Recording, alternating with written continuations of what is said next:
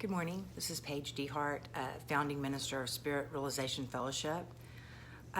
Today is August 4th, 2019, and this is the anniversary or the beginning of the whole week of a time in our lives that 4 years ago was both the most traumatic experience I've ever gone through, but also the biggest miracle I've ever experienced. And so I've shared this story in podiums of 12-step programs and in certain churches, but I've never shared this before publicly. And I'm just so full of gratitude this morning that I decided I want to share this story with you. We're off on vacation, so there's a lot of beach decor. But anyway, I just want to tell you what happened. I have a daughter named Hope, which is a very appropriate name for her. She is now 22 years old, almost 23 this month. But she's been a handful her whole life. So she and I have quite the relationship. Any of you who ever have children that are strong-willed, you know, that's just kind of like the prodigal child or the prodigal son in the Bible, because sometimes we have that kid who wants their inheritance while we're still alive and wants to take off with it and squander it. And if you've ever had that kind of experience with having a child, you know how terrifying that can be. And then even to the point that sometimes your beautiful children, like I have another daughter named Laurel, who's my oldest child, who has just always been a wonderful child and just never really much trouble. And I know sometimes she feels like maybe Hope gets more attention, but that's just because Hope demands so much more attention. But anyway, so when Hope was about 13 years old, she admitted to me that she had been smoking weed and stuff. And so she got into a 12-step program with me. And we had about 3 years that was some of the most awesome experience together. We got to share that together. Of course, they had to set rules at our club about what to do about underage members so that everybody was protected. But we had a nice time, and we were in a time of restoration after another difficult time in 2007. So it really felt like that, it felt like that God was restoring what had been taken from us. And so it was just a real sweet time. I was finishing college, and I had just started Spirit Fellowship, which ended because of this experience, and and it started again. But it was just a good time, and it seemed like everything was settling down. And then in early 2014, Hope came home one time and told me that her friend and her had relapsed by drinking. And of course, at that time, she was only 17. So even though I felt scared that I didn't want to lose my child to this disease, to be honest, I just really didn't think it was that big a deal because she was young, and I figured, she'll figure it out. But within a week of that admission, we were going to put her in treatment. And she found out that at 17 years old, she didn't have to do what I said anymore. And that I couldn't make her go to treatment. And so what happened is within a week of all that, she took off and ran away from home and started using methamphetamine.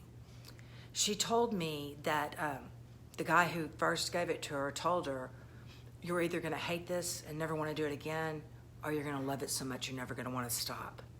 Well, unfortunately, Hope was one of those people that she loved it so much she didn't want to stop.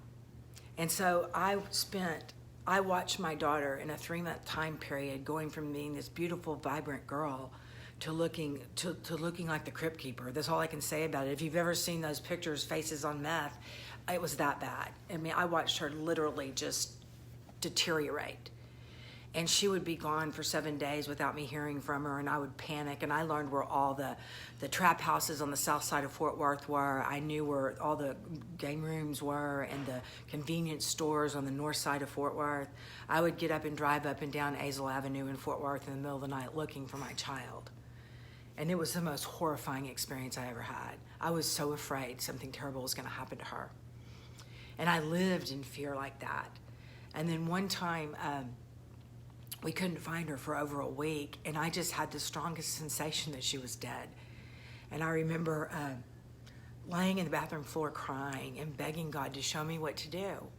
And I remember that he told me, well, you're going to keep on living. You're going to stay sober, you're going to keep on helping people, and you're just going to keep on living. That's what you're going to do. And I had this sense of peace. And so I knew that whatever, I could deal with it.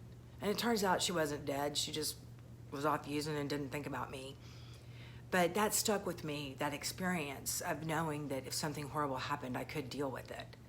And I remember too, which is very important, because when I would get so upset and so worried, I would pray and I would hear from the Spirit that you're taking this world too seriously. This, just loosen it up. Wear this world like a loose garment, because she's an eternal being, you're an eternal being, and you will always love each other. You will always know each other. And so that was a comfort too. So about that time, and then Hope got off the streets and met a young man who really helped her, being with him. She settled down and just it seemed like everything was okay. So this, it was really weird because in 2014, when she was on the streets, I got to go up to New York and be on a filming of TBN in front of a live audience. And it was so surreal to have this most exciting thing happening at the same time that this most terrible thing was happening. But it was also a powerful experience because I really got to see that there's no big deals. We just have to stay in the present moment. But anyway, at the beginning of 2015, everything was fine. She was living with her boyfriend. She was still running wild, but not anything to be afraid of. And I'd kind of relaxed and let all that go. And then in August or late July, one Saturday, she didn't come home. And then she was kind of evasive and telling me she was staying with a friend and stuff. But then she showed up at my house late on a Wednesday night and just came in to take a shower. And I could tell that she was on meth. And so I was really scared, and when she was leaving, I was like, if you keep staying on this road you're on, something terrible is going to happen. I said you're going to end up dead on the side of the road, and I really regret saying that. But anyway, that was the last time I saw her before this incident that happened on August 4th, 2015. Actually, it was August 3rd. I don't know what day it is today. I think it's the 3rd. It's the 3rd today, sorry. But anyway, I kept talking to her a little, and she was being evasive. And then on the 2nd of August, which was a Sunday then, she was supposed to have dinner with us, and she didn't show up. And so I kept trying to call her, and I wasn't getting an answer. And then the next day, which was a Monday, I was frantically trying to call her. And even her phone called me back, but whoever was on it wouldn't respond to me when I answered it. And so I remember getting home that night, that Monday, and my husband asked me if I'd heard from her, and I was like, no, and I started having that really scared feeling again. And so I remember I went to bed, and I barely slept, and I woke up that next morning, which was a Tuesday. That was August 4th, because that was the day I found out about this. But I remember praying and saying, whatever it's going to take to get her in your will, to get her off this path, Lord, just bring it on. And I'm so grateful that I prayed that prayer after this had actually happened instead of before, because I think I would have felt guilty about it. But anyway, so I went to work that day, and then the phone rang about 11 a.m., and it was the intensive care unit at John Peter Smith Hospital. And they told me that they had Hope down there and that I needed to get down there immediately. And I was like, what happened? And they said, we can't tell you. And then they called back and said, only you and your husband can come down here. And I said, what happened? And they said, we can't tell you.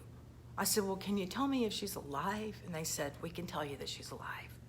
So my friend who I worked with took me down there, and I rushed down there, and I was hysterical, and I called my husband, and I put prayer requests on Facebook. And then I got down there to the ICU, and the nurse met me, and her name was Paige. And she said that Hope had a head wound. And I was like, a head wound? What kind of head wound? And she said, a gunshot wound. And it turned out that Hope had been shot in the head with a .357 Magnum hollow point bullet and then dumped on a dead-end road in Keller, Texas, and left for dead. And so needless to say, I was hysterical. And I remember the doctors came in and they said, we're not optimistic. And they told us that right now we just needed to watch her brain swelling. And so they had all these monitors, and there were all these numbers, and the big thing is to make sure those numbers don't go above a certain point. And so that began a harrowing experience for us. And so that Tuesday, which was day one of her surviving, we were up there. On Tuesday night, I was going to spend the night up there, but when I woke up, when they were doing CAT scans and stuff, it just freaked me out so bad that I started screaming and crying. My husband had to come get me because I couldn't. It was just like she was a limp rag doll, just being carried around by this machine that was examining her. So my husband came and got me at 4:30 in the morning. And then the next day I woke up and I was so angry. I remember my father called me because it turns out that 2 people were involved in the shooting because they had made the arrest. And I was so angry. My father called me and he wanted to see how I was doing. And I started crying and I was like, I hate them. I hate those people. You know, and then we hung up and I remember I was on the floor just begging God for my daughter's life. And then I heard in my spirit, well, you've got to believe and you've got to forgive. And I was like, forgive? And then something fantastic happened. Because at the time, I work for probation now, but I used to work for clients that were parolees. And so at that time, I was a counselor to people who had just gotten out of prison, and some of them had done some pretty terrible things. And right then, God showed me that if Hope had not been my daughter and just been a random victim, and that one of those people who had shot her had been one of my clients, that I would have been grieving over what happened to them. And so immediately I was given the gift, I was given truth for error to be able to forgive. You know, because I could see that it was just addiction in action. And so my heart changed towards those people. And I started praying for them. And then the Spirit started telling me not to worry, that everything was going to be all right. And so I got up off the floor from going down there crying and screaming about how I hated these people to going into the bathroom and telling my husband, it's going to be okay. It's all part of the process. It's all part of the story. And then we go down there and there's another nurse named Paige. And we walk in and she tells us, it's not looking good. And it turned out that everything we had watched on the monitors that we were supposed to make sure that no levels had gone above that, they were all blown out. And it turned out that her brainstem was dying. And they would open up her eye and touch her eye, and there was no response. And they would take something and scrape her foot, and there was no response. And the nurse said, we've done all we can do. All you can do is pray for a miracle. And I remember standing there with Hope after everybody left, and it was just she and I. And first of all, I begged her not to leave me. But then I remember standing there with God just saying, you told me everything was going to be all right. And I believe you. I don't believe this. I believe you. And then we went out. We started thinking about who we wanted to do our funeral. We hadn't reached out to him yet, but we were talking about that. And I went out to the ICU because the whole family was down there. You could only go in 2 by 2. And everybody was down there to say goodbye to her. And it was the most surreal experience. But still, I just couldn't believe this was the way it was going to end. So later on that afternoon, she still hadn't died. And I had already planned on having a prayer vigil. So people started gathering for this prayer vigil. And she was still alive.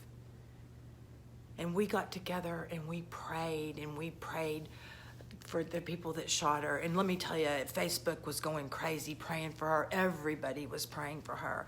This was something that whenever 2 or more are gathered, he is in the midst of us, because this was lots and lots and lots of people praying for the miracle, for a miracle that she would survive this.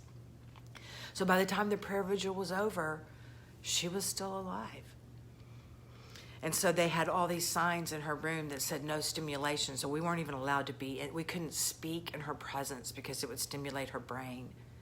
And so I remember that night, it was a Thursday night, I went home and they promised me that they would call me if anything happened. And I went home and I was able to go to sleep, and I woke up and they hadn't called me. And so before I had prayer time, because I would have prayer time before I'd go down there, and the previous morning my sister had been down there and they told her that Hope was going to die. And my sister was like, I'm not telling my sister her kid's going to die. You're going to have to do that. And so this next morning, this Thursday morning, I called my sister and I said, is everything okay? Has anything happened? She said, oh, something's happened, but it's good. You need to come down here. So we went down there and she was still alive. And it turns out they had taken her off the paralytics that night, and she had moved. And I'll never forget that day. They were telling her, we were talking to her, and they were saying, if you can give us a thumbs up, we can maybe get you off this ventilator. You know, if you can hear us, give us a thumbs up. And then this little thumb went up in the air. And it turns out that girl, not only did she not die, that literally, I remember the doctor when they decided to move her out of ICU because she hadn't woken up yet. I mean, she was moving around, but she hadn't become conscious yet. But I remember it was a Monday that she became, the following Monday, which was 1 week from the shooting, she was waking up enough that they moved her to a less intensive unit. And I remember that doctor who told me that they weren't optimistic, was so excited. He was just like, wow, we're scaling down on the ICU. And then so she wasn't dead, but they did tell us not to expect too much from her neurologically because that hollow point bullet shot shrapnel through her entire frontal lobe. It just barely missed crossing over, which would have killed her immediately. But the doctor, I remember him saying, will she be the same Hope? No. He goes, but you'll learn to love the new Hope. And so I didn't care. I didn't care if I had to wipe her butt the rest of her life. I didn't care. I just wanted her to be alive. And she was. But then I remember one day she seemed so disturbed, and I handed her a piece of paper, a notebook, and a pen. And I said, do you want to write something? And the nurse acted like I was crazy. And she's like, let me go and get a magnetic board, and let's see if she could spell cat. Well, while she's gone, Hope was writing something on this notepad. And what she wrote was, I really appreciate y'all being here, but I don't like the things you're saying to me. I just really wish that I could get some weed and some cigarettes and get the F out of here. I have never been so happy to read such a horrible attitude because I knew that she was the same. And that girl was up walking within a week. And she was home by August 30th when she was shot on August 3rd. And then we find out even more because the Star Telegram did an article, and it turns out that God saved Hope not twice, not once, but twice. We knew about August 6th because that was the day they told us she wasn't going to make it. But it turns out that on August 3rd, that when she had been shot, that they had wrapped her up in a blanket and dumped her on a dead-end road in Keller, Texas, next to a QT. They dumped her about 5:30 in the morning. There was very excellent detective work, and they were able to make an arrest. They arrested the dude involved, literally. They arrested him before they notified us. That's why they had to wait to notify us, because they needed to make an arrest, and the girl was arrested by Wednesday. But it turns out they had dumped her out there and left her, that they had thought she was dead and dumped her. And there was a truck driver who was running late because someone had accidentally picked up his load, because he would stop through at the QT to get water and stuff. But this particular morning, he was running late, so he was coming through at dawn instead of when it was still dark. And he climbed up in that truck and noticed something glowing at the dead-end road. And it was the blanket she was laying on. And he pulled his truck up, his big rig, and it was so loud, but she didn't move. So they realized, oh my gosh, it's a dead person. And his partner ran next door to QT, and there just so happened to be some MedStar paramedics getting ready to leave because they had been getting coffee. So he just happened to be running late, and they just happened to be getting coffee. And they got there in time, and she was still alive. And they got her on a care flight to JPS. So he didn't save her just once, he saved her twice. So the whole point of this story is for you to know that yes, the Spirit is within us, the kingdom is within us, but whatsoever you believe when you pray, believe that whatsoever you desire, when you pray, believe that you receive it and you shall have it. God is still in business, and miracles are still happening. And I pray that they happen for you as they've happened for me. So now I just want to say, Jesus, thank you that you are still in the miracle business. I pray that anyone hearing this, if you are suffering a loss, to know that don't take this world so seriously because your loved one lives. Our Redeemer lives, and those we love lives. This is all about love, and we get to take it with us, and we get to share it. So I just pray that you may find the peace that passes understanding in your heart as God gave to me. And I, as always, on this day, say thank you, Jesus, for the miracle of hope.